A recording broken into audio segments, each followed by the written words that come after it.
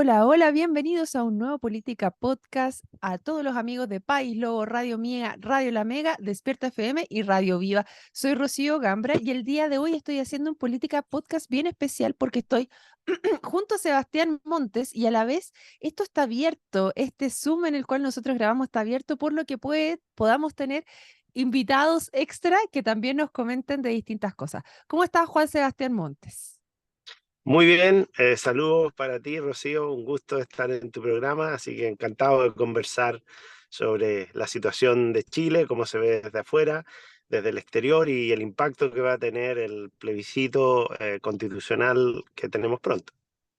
Así es, justamente por eso te invitamos a hablar de temas constitucionales y cómo lo estás viendo afuera. Para los que no saben, Juan Sebastián fue intendente de la región de los lagos y ahora está en Boston. Bueno, está, no literalmente porque está en viaje a Nueva York y se hizo a un ladito para poder conversar con nosotros. Así que doblemente agradecida por eso. Cuéntanos, Juan Sebastián, ¿cómo se ve esto desde afuera? Mira, la verdad es que Chile tiene muy poco cobertura desde afuera, salvo cuando pasa algo malo. Prácticamente Chile es silencio. Igual que el resto de los países pequeños. Chile tiene una población pequeña, está distante, no están los grandes focos que hoy están en las guerras, en Europa, en Estados Unidos, en Asia. No está en ese contexto. Para bien o para mal, pero eso es un hecho. Entonces, virtualmente prácticamente no aparece en las noticias. La discusión constitucional, lo que está pasando en Chile, no aparece en ninguna noticia.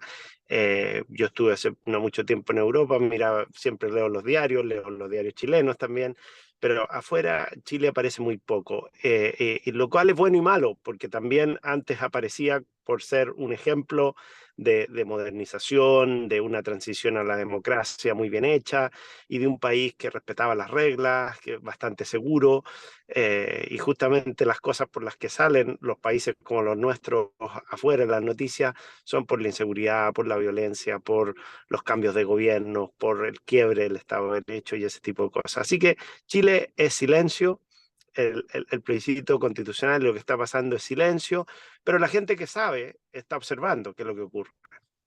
Sí, eso es lo que se dice. Chile está siendo como un laboratorio porque no ha pasado que dos procesos constitucionales sean rechazados y dicen si esto se rechaza, vamos a hacer el hazme reír. ¿Qué piensas tú al respecto?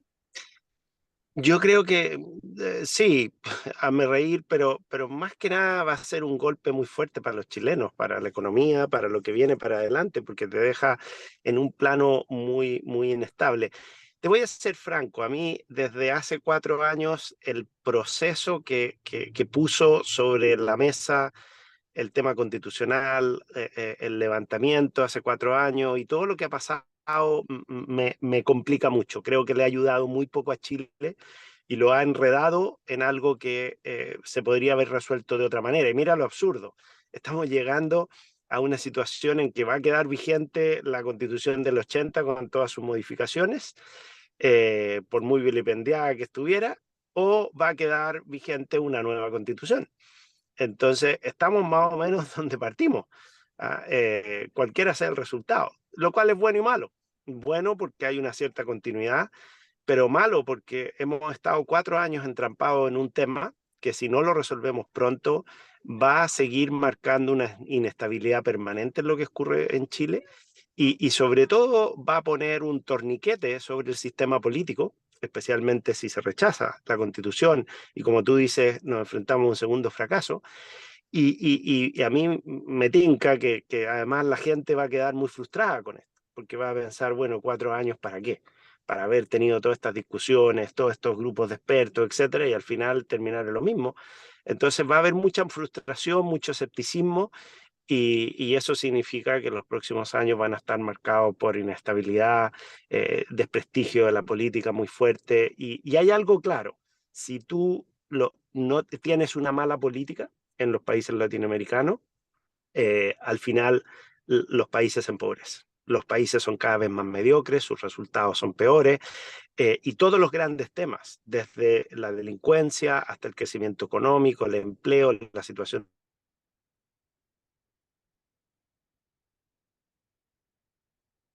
sigamos entrampados en un proceso constitucional, como diría Borges, en un eterno retorno, ¿no es cierto?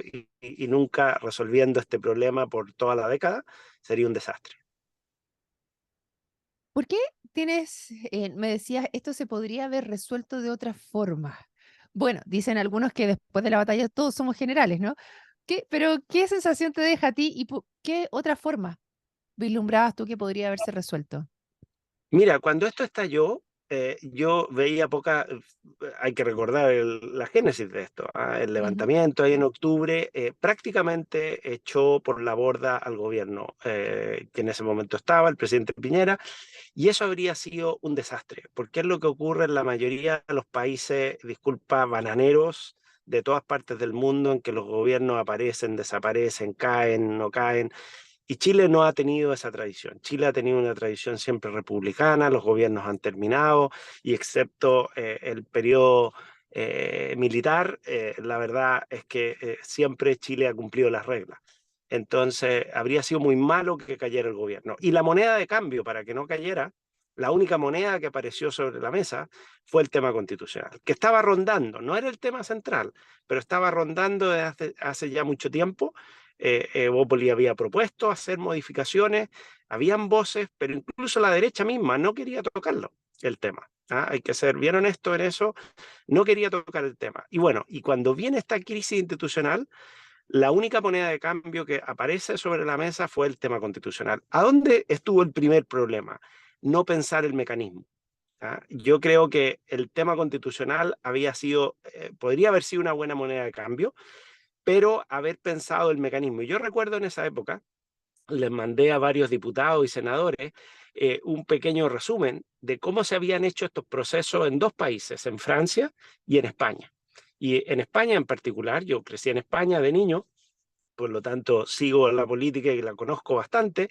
En España se hizo algo que se llaman los pactos de la Moncloa y fue el Congreso el que designó un grupo de personas que iban desde el Partido Comunista hasta exministros de Franco, y estas personas, 12, 15 por ahí, hicieron un proyecto que al final fue aprobado por el Congreso y hubo un plebiscito en el cual se aprobó mayoritariamente, o sea, estoy diciendo un porcentaje muy amplio de la ciudadanía apoyó esta nueva constitución y se aprobó. Algo similar ocurrió en Francia. Y mi punto en esto, al preguntárselo a los diputados y senadores, es decirle, vamos a un comité de expertos que haga una buena constitución, que haga una constitución no para el siglo XX, sino para el siglo XXI. Y una constitución, además, que generase un amplio respaldo desde la centroizquierda hasta la centroderecha y tomando el grueso de la ciudadanía. Los extremos nunca van a estar de acuerdo, pero el grueso de la ciudadanía podía estar de acuerdo en este texto. Lamentablemente, muchas de las personas en el Congreso en ese momento me dijeron, no, esto tiene que pasar por la ciudadanía, y yo les repetía, sí, pero en el plebiscito de salida. ¿Okay? La ciudadanía no se va a meter en un tema tan técnico como la Constitución. La mayoría de los casos nadie sabe cómo se escriben los artículos, qué significan, etcétera. Es un tema relativamente técnico. Entonces, que sea un buen proyecto, que sea políticamente validado y después preguntamos a la ciudadanía si le gusta o no le gusta. Bueno, al final nos hemos metido en este proceso frustrante porque le hemos pedido a la ciudadanía 2 veces que vote y la ciudadanía ha votado como si fuese una elección parlamentaria. Y hemos estado en una lógica del péndulo. Nos fuimos primero a la extrema izquierda y se generó un proyecto horrible de constitución que fue felizmente rechazado. Y después nos fuimos a la otra punta de la derecha, donde también hemos terminado con un texto largo, ¿no es cierto?, que es bastante mejor que el anterior, pero que podría haber sido mucho mejor. Y aquí quiero poner el dedo sobre la llaga. Lo que se estaba eligiendo en la última elección eran constituyentes, y esos constituyentes son distintos a un diputado o un senador que viene con un programa político. Lo que aquí se necesitaba era escribir una constitución que fuera aprobada por la amplia mayoría de los chilenos. Y para eso había que bajar las banderas, había que ser magnánimo y ofrecer un texto que la gran mayoría de las personas dijera, esto está bien, esto nos permite seguir construyendo. Cuando se hablaba de la casa de todos, no es que todos nos pongamos de acuerdo en lo máximo, es que todos nos pongamos de acuerdo en lo mínimo que estamos dispuestos a aceptar. ¿Te fijas? Y eso era posible, pero con un gran pero, había que bajar las banderas partidistas. Y lamentablemente eso no ocurrió. Entonces nos estamos enfrentando a una elección muy incierta. Nadie sabe hoy si se va a aprobar, se va a rechazar, pero lo que sí sabemos es que el texto, lamentablemente, no quedó en el centro. ¿Ok? Y en el centro, ahora estaríamos frente a una elección que nos habría unido como chilenos, que todo el mundo esperaría que se aprobara por un 70, un 80%, y no estamos en esa situación. ¿Y por qué no estamos en esa situación?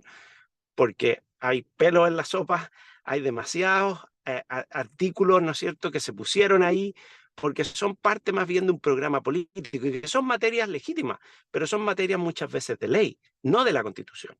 Entonces, aunque ahora, como yo, vamos a aprobar, ¿no es cierto?, voy a aprobar, lamentablemente no estamos aprobando a un texto que convoque al grueso de la ciudadanía y hay mucho desconcierto, mucha incredulidad respecto a esta próxima elección. Me quedan varias preguntas de lo que tú estás señalando. Por ejemplo, cuando se hace este tema en España y se hacen estas comisiones de la Moncloa, no recuerdo bien cómo se llaman, pero estos grupos que son designados por los distintos partidos políticos, ¿cuál era el nivel de aprobación que tenían esos partidos políticos? ¿La gente confiaba en los partidos políticos? Porque me pasa ahora que entiendo la lógica de decir, ¿sabes qué? Tenemos que meter a la ciudadanía en esta votación porque los partidos políticos están del orden de el 10% de aprobación. Entonces existe mucha desconfianza hacia ellos y tratando de meter a las personas dentro del proceso, se intentaba quizás esa lógica de revertir esto, se lo llevaron para la casa y solamente los políticos están a cargo. A ver, los políticos siempre van a escribir la Constitución. Yo no creo en eso de que la Constitución venga un señor de la calle, ¿no es cierto?, y se ponga a escribirla, porque es un texto bastante técnico, ¿no es cierto? La persona de la calle no tiene por qué entenderla, conocerla. Si yo me voy a operar, no quiero que me opere alguien democráticamente que fue elegido en la calle entre sus pares. Quiero que lo haga un médico que tenga experiencia, que conozca, etcétera. Los pactos de la Moncloa se hicieron por personas designadas por el Congreso, porque en definitiva, en un Estado de Derecho, la potestad legislativa y la potestad constituyente al final recae en el Congreso. O sea, en cierto modo fue muy parecido a la comisión de expertos que eligió el Congreso y que es totalmente democrática, 100% democrática, y tiene la ventaja que representa todos los espectros políticos, no representa un partido, representa la elección popular que existe en el Congreso y la representación popular que existe en el Congreso. Por lo tanto, nadie puede decir que fue entre cuatro paredes o lo que fuera. Como te digo, en el caso de España, en los pactos de la Moncloa, estaban todos los partidos representados. Entonces no habría nadie que podría decir, a mí no me representaron, ¿no es cierto? Y esas personas, porque en una comisión pequeña se puede hacer, pero en una comisión de 45, de 50, de 70, menos con los medios de comunicación actual, que estás permanentemente tuiteando qué es lo que pasa. Bueno, un grupo pequeño de personas sí se puede poner de acuerdo. Y lo más interesante, si hay mucha dispersión, y tiene que haberla, porque hay pluralidad de ideas, la sociedad chilena es un arcoíris muy grande, se van a poner de acuerdo en las cosas fundamentales y no en las puntuales, en las laterales, ¿te fijas? Y eso es lo que tú quieres en una constitución para que dure. Quieres que esos mínimos comunes estén representados en la constitución.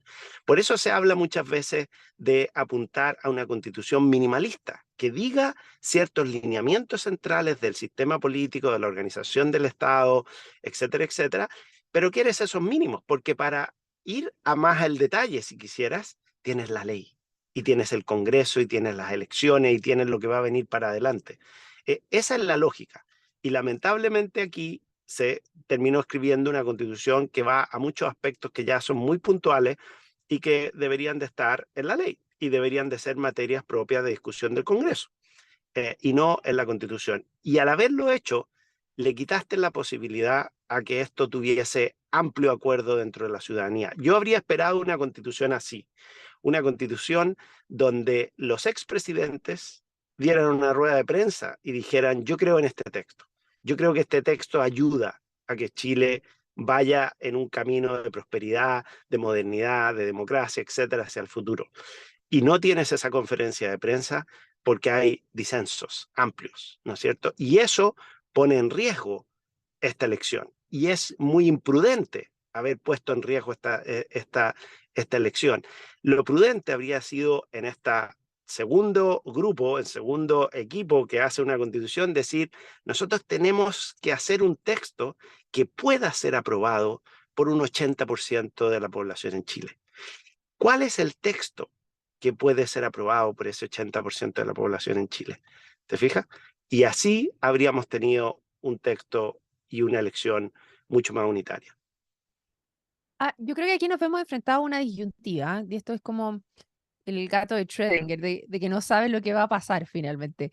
Porque por un lado hablamos de una constitución de centro minimalista que no genere tanto ruido, cuando tenías una gran decepción, aburrimiento y cansancio respecto al proceso y gente que no estaba atento. Entonces el Partido Republicano apuntó más que nada a decir, bueno, hagamos esta lógica adversarial, que se acá siga un plebiscito al presidente Boric nuevamente y agarrémonos con ellos para que la gente se interese en este tema y pueda efectivamente ver alguna, meterse, o sea, como darle sal a esto para que ganemos la elección. Yo estoy totalmente de acuerdo contigo y lo he dicho varias veces en el programa, Juan Sebastián, que puede que se gane una elección, pero se pone en riesgo la estabilidad, porque si tú haces como que un grupo no existe y lo tratas adversarialmente, lo metes debajo de la alfombra, en algún minuto te va a saltar de vuelta. Entonces, yo creo que la estabilidad de la Constitución en este minuto está en riesgo si es que se llegase a aprobar.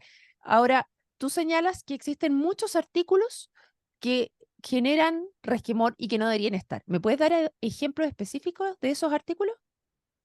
Yo creo que todos los artículos que podrían haber sido materia de ley deberían haber quedado afuera, con lo cual habrías tenido prácticamente una constitución o un texto por lo menos un tercio más breve que la que hoy tenemos. Casos como eso, el tema de las contribuciones, ese es un Ujú. tema que tiene que ir en la ley, ¿no es cierto? Todos los temas relacionados al impuesto a la renta, eso en todas partes del mundo, están en las leyes tributarias, no está en la constitución. En Estados Unidos eso está en las leyes tributarias, no está en la Constitución. La Constitución se escribió aquí en Estados Unidos hace 200 años. ¿Ok? En Europa, lo mismo. Los temas, por ejemplo, ¿cuánta discusión ha habido sobre el tema del aborto? Entonces aparecen unos diciendo, no, es que es posible el aborto en tres causales. Los otros diciendo, no, es que no va a ser posible. ¿Por qué dejas eso abierto? ¿Qué ganaste? Con una redacción además que te lo deja hoy bastante ambiguo, porque hay gente que puede opinar en un lado o puede opinar en el otro lado. ¿Por qué no lo dejaste afuera? ¿Por qué no lo dejaste en un lenguaje más neutro, incluso en el lenguaje que venía de la Constitución del 80? Déjalo ahí como está. No lo toques. ¿Ah? Hay un dicho que dice, si no está roto, no lo Don't fix it. arregles. Sí. Exactamente. Entonces, ¿para qué haber metido todos esos temas? La explicación de mucha gente del Partido Republicano es que ese es nuestro programa. El programa de un partido que existe en los últimos 2 años.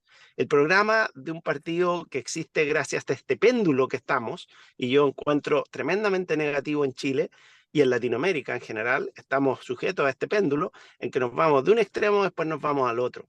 Aquí lo prudente, lo incluso patriótico y republicano habría sido, hagamos un texto que pueda aprobar el grueso de la población.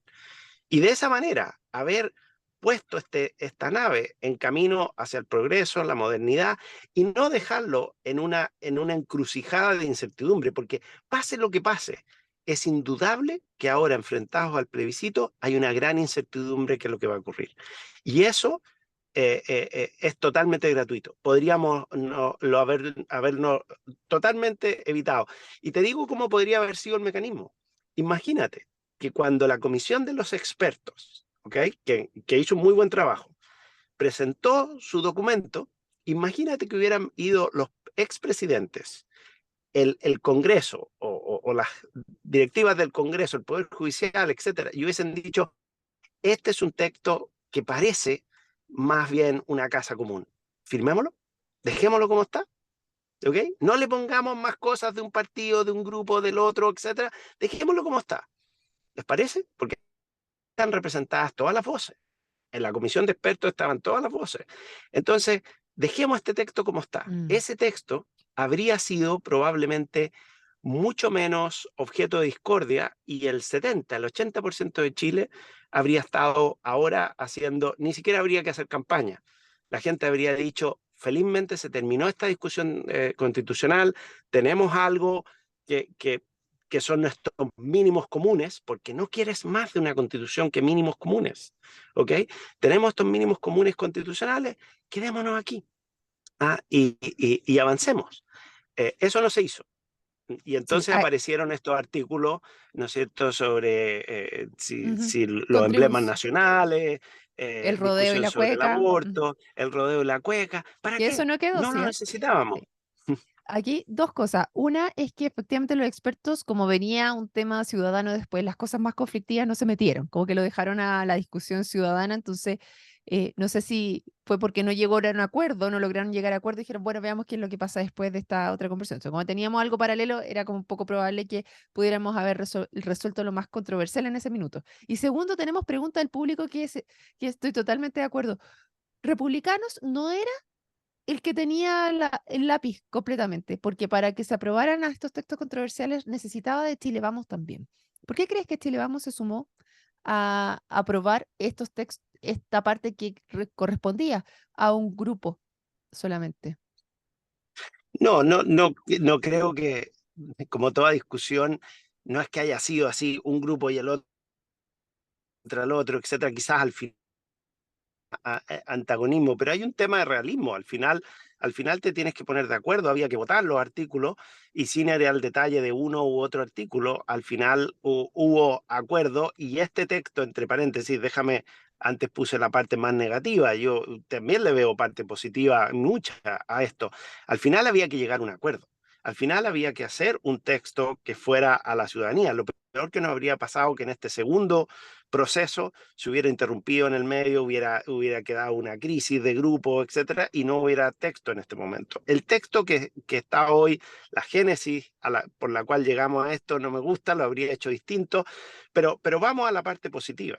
El texto que está hoy no es muy distinto, no es dramáticamente distinto de la Constitución del 80, y eso es bueno, porque en la tradición constitucional chilena siempre las constituciones se han basado en las constituciones anteriores y han rescatado muchas cosas que están ahí y que vienen de más de un siglo y que es bueno que sigan. No sé, el recurso de amparo, el recurso de protección, las garantías a los derechos de las personas, las garantías sociales.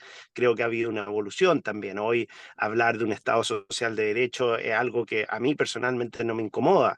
El grueso, ¿no es cierto?, de la educación, de la salud en Chile, de las pensiones, es y va a seguir siendo, ¿no es cierto?, de provisión estatal, pero es muy importante que el nuevo texto establece, por ejemplo, que en esas grandes materias de derechos sociales como la educación, la salud, etcétera, el Estado puede estar y va a estar, pero también van a estar los privados. Por ejemplo, en materia de pensiones, que las pensiones realmente y las platas que hay ahí son de las personas que han trabajado y que han depositado en sus cuentas individuales.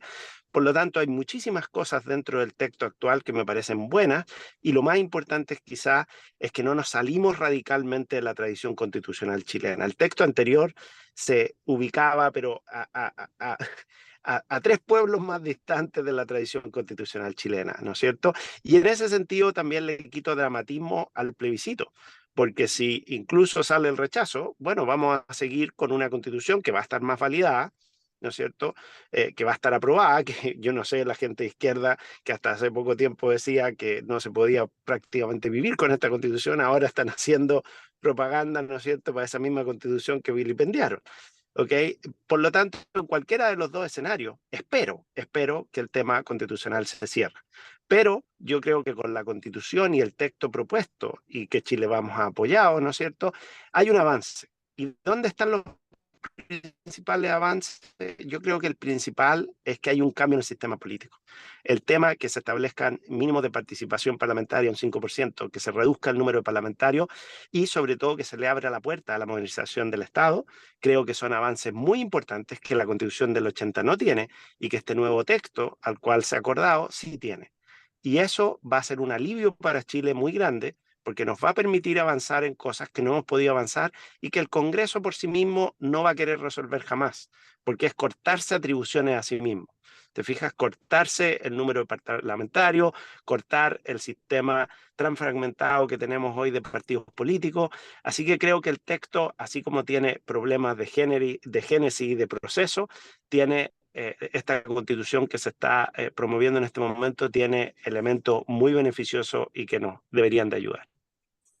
Bueno, con esta reflexión final te quiero dar las gracias, Juan Sebastián, por quedarte un ratito en el viaje para conversar sobre Constitución en este programa de Política Podcast y también a todos aquellos que se sumaron y nos mandaron sus preguntas. También muchas gracias y nos vemos el día de mañana en otro Política Podcast. Juan Sebastián, dime. Y déjame decirte una cosa final, que es A muy ver, importante. En la política y en la vida no decidimos sobre soluciones ideales. El mundo ideal no existe, el mundo de los niños no más existe. En la realidad no elegimos sobre cosas ideales, elegimos sobre las mejores opciones que tenemos sobre la mesa. Y ahora el eje de esta elección es elegir cerrar el tema constitucional y dejar un texto que podamos seguir caminando. Por eso yo personalmente voy a votar apruebo, porque creo que es a favor. fundamental para Chile, apruebo a favor, es fundamental para Chile cerrar el tema constitucional y dejar un texto que nos permita cambiar el sistema político que está totalmente oxidado y además modernizar el Estado y seguir caminando hacia adelante. Si no hacemos eso, yo creo que esta década la vamos a perder. Económicamente, políticamente, va a ser muy difícil acordar leyes que nos ayuden a resolver los grandes problemas del país, de la seguridad, del empleo, etcétera. Por lo tanto, tenemos que hacer un esfuerzo, aunque no sea lo ideal que queramos, por votar por lo que nos parece mejor. Y eso yo espero que la gente lo haga y se apruebe el nuevo texto constitucional. Muchas gracias y lo esperamos mañana en otro Política Podcast. Chao, chao.